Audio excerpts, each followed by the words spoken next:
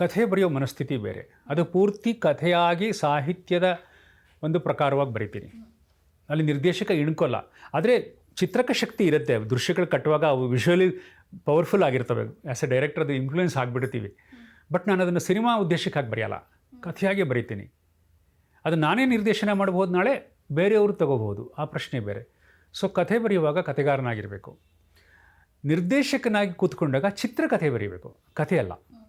ಚಿತ್ರಕಥೆ ಬೇರೆ, ಕಥೆ ಬೇರೆ. ಚಿತ್ರಕಥೆ ಬರೆಯುವಾಗ ಅದಕ್ಕೊಂದು ಟೆಕ್ನಿಕಲ್ ಪ್ರೋಸೆಸ್ ಇದೆ.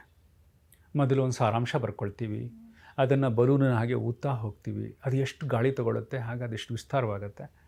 ಅದಾದಮೇಲೆ ಅದಕ್ಕೊಂದು ಟ್ಯಾಗ್ಲೈನ್ ಕೊಡ್ತೀವಿ, ಟೈಟ್ಲ್ ಕೊಡ್ತೀವಿ, ಅಂಕಗಳನ್ನು ಡಿವಿಷನ್ ಮಾಡ್ತಾ ಹೋಗ್ತೀವಿ, ದೃಶ್ಯಗಳನ್ನು ಡಿವೈಡ್ ಮಾಡ್ತಾ ಹೋಗ್ತೀವಿ. ಆ ದೃಶ್ಯಗಳು ಸಿನಿಮಾದ ಲೆಂತನ್ನು ಇಟ್ಕೊಂಡು ಓಕೆ ಒಂದು 50 ದೃಶ್ಯಗಳಿಗೆ ನಾವು ಇದನ್ನು ಕನ್ಫೈನ್ ಮಾಡ್ಕೋಬೇಕು, ಇಲ್ಲಿಗೆ ಇಂಟರ್ವಲ್ ಪಾಯಿಂಟ್ ಬರುತ್ತೆ. ಈ ಥರದ ಒಂದು ತಾಂತ್ರಿಕ ಲೆಕ್ಕಾಚಾರ ಜೊತೆಗೆ ಚಿತ್ರಕಥೆ ರೂಪುಗೊಳ್ಳುತ್ತೆ. ಕಥೆ ಬರೆಯುವಾಗ ಆ ಪ್ರಶ್ನೆಗಳೇ ಬರೋದಿಲ್ಲ.